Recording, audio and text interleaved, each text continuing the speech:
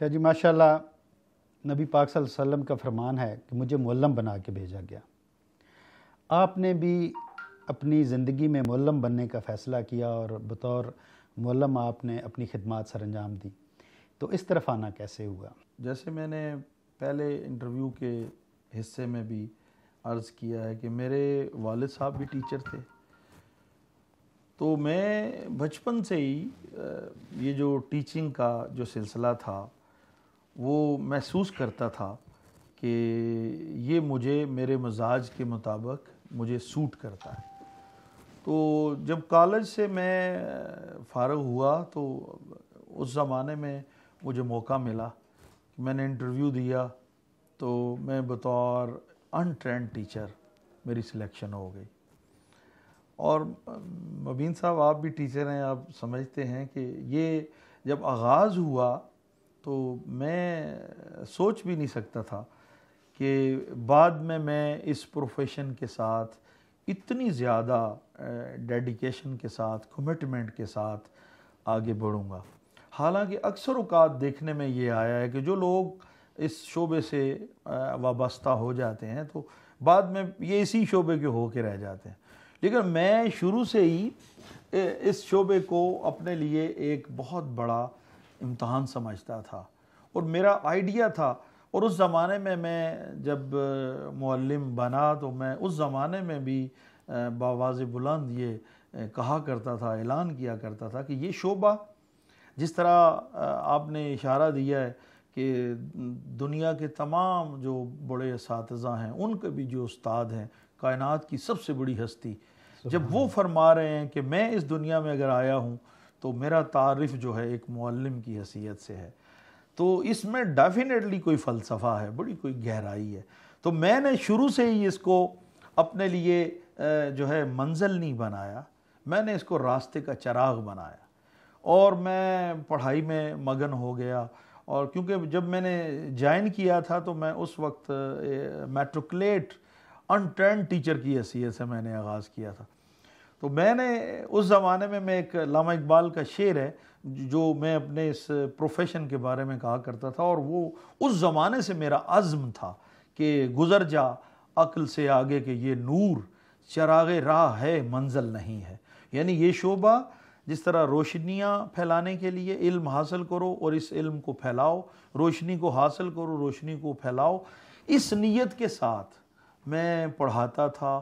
پڑھتا تھا، اور میں اپنے رب کا شکر نہیں ادا کر سکتا کہ اس شعبے کی بلیسنگ اور وہ آسمان کی مہربانیاں یہ ہے کہ میں رکا نہیں ہوں، میں ٹھہرا نہیں ہوں، میں پڑھا کے پڑھتا تھا اور بعض اوقات پڑھ کے پڑھاتا تھا۔ ایسا میرا وہ ایک بینٹ آف مائنڈ ڈیولپ ہوا کہ میں نے ساری زندگی جو ہے کتابوں کے ساتھ میں نے دوستی کی ہے، میں نے اوڑھنا اور بچھونا بنایا ہے، اور اسی علم کا آج صدقہ ہے، اسی شعبے کی آج یہ برکات ہیں کہ میں نے زندگی کی اتنی بہاریں دیکھی ہیں اور زندگی کے تمام بڑے جو مناصب ہیں اس پہ فائز ہوا ہوں۔ تو یہ سارے کا سارا جو کمال ہے اسی شعبے کا ہے، اور یہ جو معلمی ہے، یہ جو پڑھانا ہے، یہ جو درس و تدریس ہے، دراصل یہ پیغمبرانہ پیشہ ہے، اور پیغمبر کی یہ صفات ہوتی ہے کہ وہ دنیا میں آتے ہیں تو وہ کبھی پیچھے چلنے کے لیے نہیں آتے، وہ قوموں کی نمائندگی کرنے کے لیے آتے ہیں، وہ قوموں کو آگے لے کے چلتے ہیں۔ تو میں نے اس شعبے کو اپنی وہ جو روحانی اعتبار سے اس کی جو فیوز و برکات تھیں ان کو سامنے رکھتے ہوئے میں نے اپنے راستے کا چراغ بنایا۔ تو میں اس اعتبار سے بڑا ہی مطمئن ہوں۔ آج میں قریب 40 سال تک میں اس شعبے سے وابستہ رہا، اور میٹرک انٹرینڈ ٹیچر سے جب شروع ہونے والا آدمی لیکچرر بنا، پروفیسر بنا، پھر ایک گجران کے سب سے بڑے کالج کا پرنسپل بنا، تو مجھے آج کوئی یعنی اس طرح دیکھا جائے تو مجھے کوئی میری حسرت نہیں ہے۔ جیسے وہ انگریزی کی ایک بہت بڑی ایک کتاب ہے ٹاڈ ہنری کی، بڑی موٹیویشنل ایک کتاب ہے، ڈائی ایم ٹی اس کا نام ہے۔ تو میں سمجھتا ہوں اس کا جو فلسفہ تھا کہ میں آج اگر اس زندگی کے اس بہت بڑے شعبے سے فارغ التحصیل بھی اگر ہوا ہوں تو میں بڑے اطمینان کے ساتھ کہ میرے دل میں کوئی ایسی حسرت نہیں ہے جو میری پوری نہ ہوئی ہو، یا میں کوئی ایسا عزم نہیں رکھتا جس کو میں نے بروئے کار نہ لایا ہو، اور اس معاشرے کی بہتری کے لیے، اصلاح کے لیے، اور اس پیشے کو خوبصورت سے خوبصورت بنانے کے لیے میں نے یوٹیلائز نہ کیا ہو۔ شاید جی طالب علمی کے زمانہ جب اسکول کی لائف ہوتی ہے، اس سے جب نکل کے بندہ کالج جاتا ہے تو وہ اپنے آپ کو ایک دریا سے ایک سمندر میں پاتا ہے۔ آپ جس کالج میں پڑھتے رہے، جی پھر اسی کالج میں آپ پرنسپل رہے، تو وہ دور آپ کو اپنا طالب علمی کا، وہ کالج کیسا تھا، سہولیات کیسے تھی، اور جب آپ پرنسپل بنے تو اس کالج کو آپ نے کیا دیا؟ مبین صاحب، سچی بات یہ ہے کہ جب ہم کالج میں گئے، اور اس وقت سرور شہید کالج جو گجر خان ہے، ہمیں بہت ہی عالی نسب اساتذہ ملے، ایسے پروفیسر، دانشور پروفیسر، اور میں اکثر کہا کرتا ہوں کہ وہ لوگ صحیح معنوں میں پروفیسر کا جو لفظ ہے ان کے ساتھ وہ اچھا لگتا تھا، وہ سوٹ کرتا تھا۔ اس لیے ہماری جو تربیت تھی اتنے عظیم اساتذہ اور اس ماحول میں ہوئی تھی کہ میں آج بھی جب پیچھے مڑ کے دیکھتا ہوں 20 25 30 سال، تو سرور شہید کالج کی وہ تقاریب، وہ اس ادارے کا کنٹریبیوشن، اور وہ ان پروفیسرز کی کمٹمنٹ، میں کہتا ہوں جی کہ اس کی نظیر نہیں ملتی۔ وہ کیونکہ ہماری تربیت میں چیزیں شامل تھی، تو بعد میں جب اللہ نے ہمیں یہ موقع دیا بطور استاد، بطور پروفیسر اسی کالج میں جا کے پڑھانے کا، تو یقین کریں مرزا صاحب، میں نے 27-28 سال سرور شہید کالج میں لیکچر دیا ہے، میں نے پڑھایا ہے، درس و تدریس۔ آپ یقین کریں میں اس کو ایک مستی کی طرح محسوس کرتا تھا، ایک کمٹمنٹ۔ 27 سالوں میں مرزا مبین صاحب ایک دن ایسا نہیں ہے کہ میں اپنی کلاس میں لیٹ ہوا ہوں، یا 27 سالوں میں میں نے کسی پرنسپل سے کوئی رعایت مانگی ہو۔ یہ سب کچھ دراصل اس لیے ہوا تھا کہ وہ ہمارے جو اساتذہ تھے جنہوں نے ہماری تربیت کی تھی، ایسے وہ خطوط پہ انہوں نے ہماری تربیت کو استوار رکھا کہ جو ہمارے رگ و پے میں، خون میں اتر گئی تھی۔ تو میں تو یقین کریں جو جتنے سال سرور شہید کالج میں پڑھاتا رہا، تو میں انہی اساتذہ کے جو بنائے ہوئے راستے تھے، جو بتائے ہوئے طریقے تھے، جو گر تھے، جو انداز تھا، جو سلیقہ تھا، جو ہنر تھا، اسی کو میں نے اپنے راستے کا چراغ بنایا۔ تو میں اتنا خوش نصیب ہوں اس اعتبار سے کہ مجھے ہر دور میں، ہر کلاس میں مجھے بہت ہی اعلیٰ استاد ملے، اور انہی اساتذہ کا یہ نتیجہ ہے، ان کی محنت، محبت، کہ ہم نے زندگی میں بہت نام کمایا۔ اور مجھے جتنے اسٹوڈنٹ ملے وہ بھی بہت اچھے۔ مجھے دنیا جہان سے اس وقت جو ٹیلی فون آتے ہیں، تو مجھے وہ میرے جو شاگرد جو مجھے میرے جملے یاد کراتے ہیں، وہ مجھے کلاس میں جو پڑھانے کا طریقہ، جو میرا وہ وقت کی پابندی کرنا، ان کو پڑھانا، ان کو روکنا ٹوکنا، وہ جب اپنا تذکرہ کرتے ہیں تو مجھے بڑی روحانی تسکین ہوتی ہے۔ تو اس کے بعد اللہ نے ایک اور امتحان میں ڈالا کہ اسی کالج میں پروفیسر ہونے کے ساتھ ساتھ پھر مجھے 1.5-2 سال کا عرصہ بطور پرنسپل مجھے وہاں موقع ملا۔ تو ان 2 سالوں میں مرزا صاحب میں نے یہ کوشش کی ہے کہ وہ کالج جس کو ایک زمانے سے dangerous declare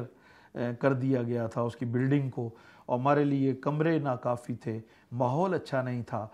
shortage of staff تھا، لیکن میں نے بڑی کوشش کی، بڑی محنت کی، اور میں شکریہ ادا کرتا ہوں یہ ہمارے جو ایم پی اے ہیں چودھری جاوید کوثر صاحب، چودھری عظیم صاحب، انہوں نے بہت میرا ساتھ دیا، اور انہوں نے اس ماحول کو خوبصورت بنانے میں، اور جو بنیادی کردار تھا، جو اسٹیٹ کا رول بنتا تھا، اس میں انہوں نے بڑا کنٹریبیوٹ کیا۔ شاہ صاحب، آپ نے تقریباً کم و بیش 40 سال جو ہے وہ محکمہ تعلیم میں گزارے ہیں، تو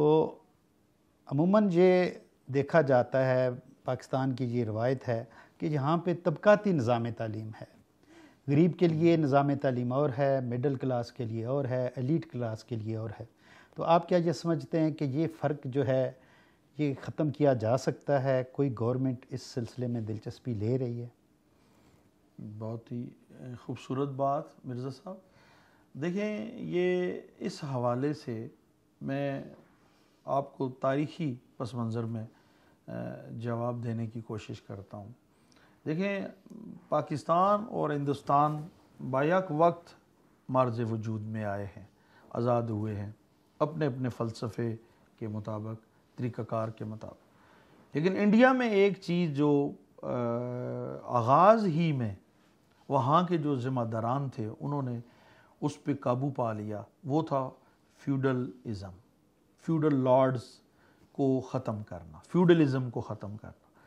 ہمارے ہاں بدقسمتی سے یہ نہ ہو سکا، کیونکہ جو ہمارے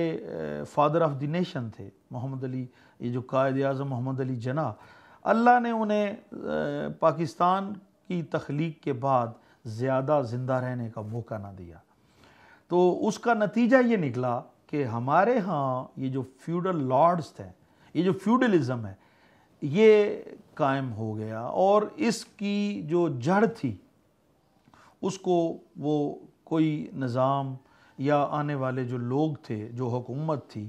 اس کو ختم نہ کر سکی. تو یہ دراصل یہ فیوڈل لارڈز اور یہ فیوڈلزم، اس کا نتیجہ ہے کہ ان لوگوں نے آج تک، یعنی ہم نصف صدی سے زیادہ کا عرصہ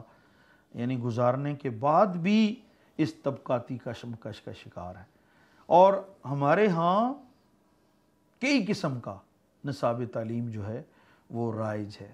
یعنی جو رولنگ ایلیٹ ہے، جو اس ملک کے اوپر حکمرانی کرنے والے طبقات ہیں، ان کے لیے اور ادارے ہیں، ان کے لیے اور نصاب تعلیم ہے، اور طرح کا نظام امتحان ہے. اور جو عوام ہیں، جو جمہور ہیں،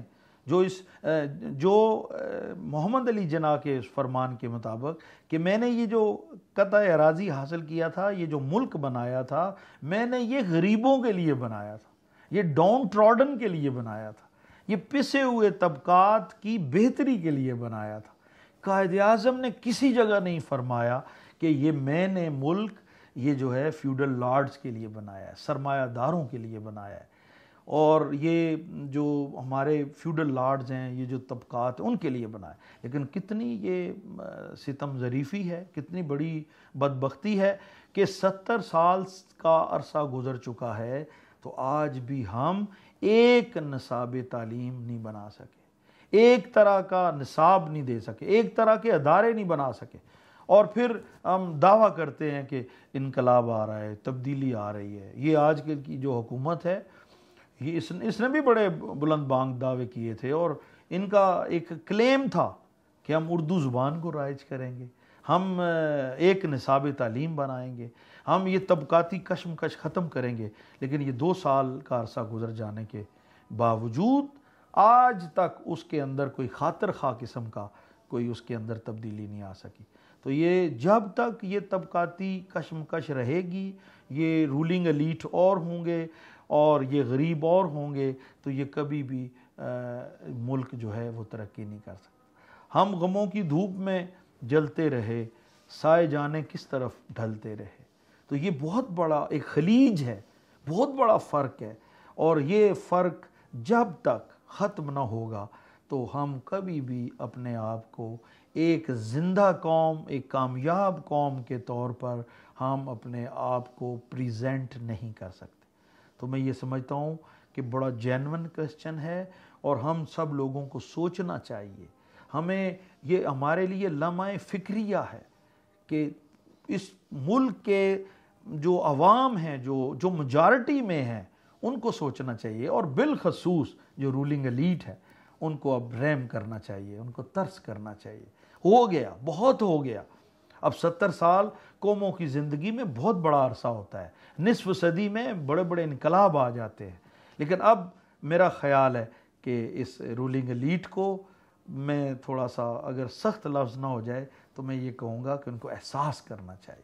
ناظرین، پروفیسر سید نسیم تقی جعفری صاحب کے ساتھ دلچسپ گفتگو کا سلسلہ ابھی جاری ہے. اس سے پہلے آپ سے گزارش کروں گا